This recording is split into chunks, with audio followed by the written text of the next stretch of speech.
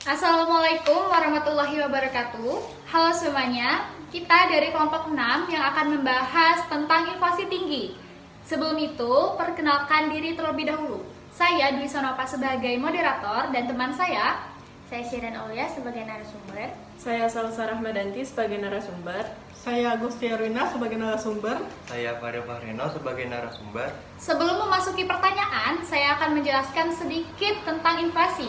Inflasi adalah kondisi kenaikan harga barang dan jasa secara umum dan terus-menerus dalam jangka waktu yang mengakibatkan penurunan daya beli uang.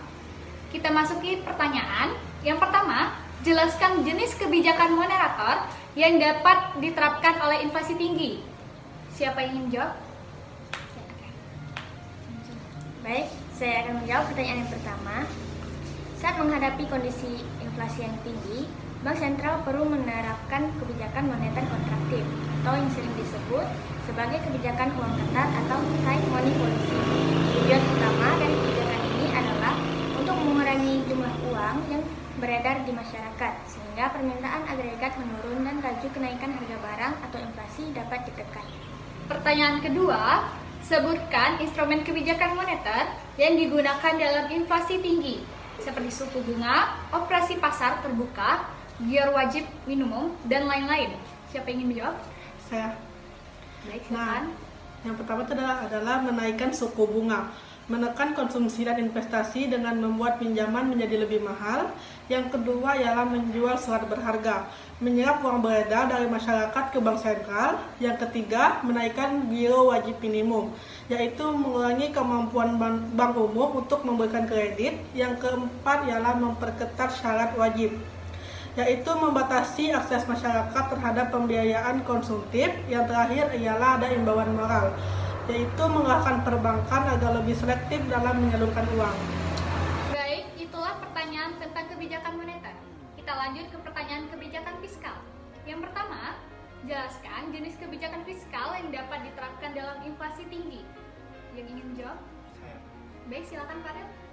Baik, menurut saya untuk mengatasi inflasi tinggi, pemerintah menerapkan kebijakan fiskal kontraktif dengan cara yang pertama mengurangi pengeluaran pemerintah untuk membatasi pembelanja negara untuk menekankan permintaan agregat, dan yang kedua menaikkan pajak untuk mengurangi pendapatan bersih masyarakat dan perusahaan agar daya beli atau konsumsi menurun, dan yang ketiga mengurangi defisit anggaran, yaitu fokus pada penyeimbangan anggaran untuk meredam laju inflasi. Itulah pertanyaan kebijakan fiskal. Kita lanjut ke pertanyaan sinkronisasi kebijakan.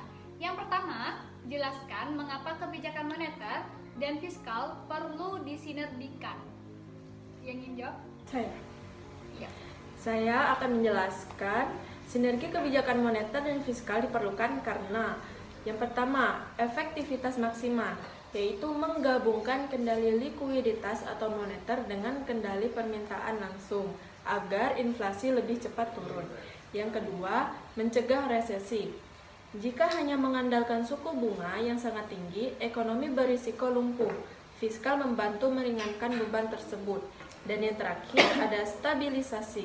Koordinasi menciptakan kepercayaan publik bahwa pemerintah dan bank sentral memiliki kendali penuh, sehingga ekspektasi harga masyarakat menjadi lebih tenang. Itulah pertanyaan tentang sinkronisasi kebijakan. Kita lanjut ke pertanyaan, yaitu kebijakan mana yang dampaknya lebih cepat dirasakan masyarakat dan mengapa? Ingin menjawab? Saya.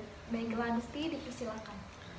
Kebijakan yang dampaknya lebih cepat itu kebijakan fiskal karena bersifat langsung, yaitu perubahan pajak subsidi atau bantuan sosial secara instan mengubah harga barang dan pendapatan masyarakat. Dan dampak instan, masyarakat langsung merasakan dampaknya di dompet atau saat berbelanja. Sedangkan moneter atau suku bunga lebih lambat karena prosesnya bertahap, perlu waktu untuk merambat dari bank sentral, perbankan hingga akhirnya mengubah perilaku konsumsi dan investasi masyarakat. Itulah pertanyaan-pertanyaan dari kita, dan saya akan memberikan kesimpulan dari pertanyaan-pertanyaan tersebut, yaitu kebijakan fiskal memiliki keunggulan dalam memberikan dampak instan bagi masyarakat seperti perubahan harga subsidi dan pajak. Sementara kebijakan moneter bekerja secara bertahap melalui sistem perbank. Kelompok masyarakat rentan melakukan UMKM dan debitur adalah pihak yang paling berdampak, sehingga pemerintah tetap perlu memastikan bantuan sosial tetap sasaran di tengah-tengah pengetatan ekonomi. Sekian dari kelompok 6 yang membahas tentang inflasi tinggi. Sekian, wassalamualaikum warahmatullahi wabarakatuh.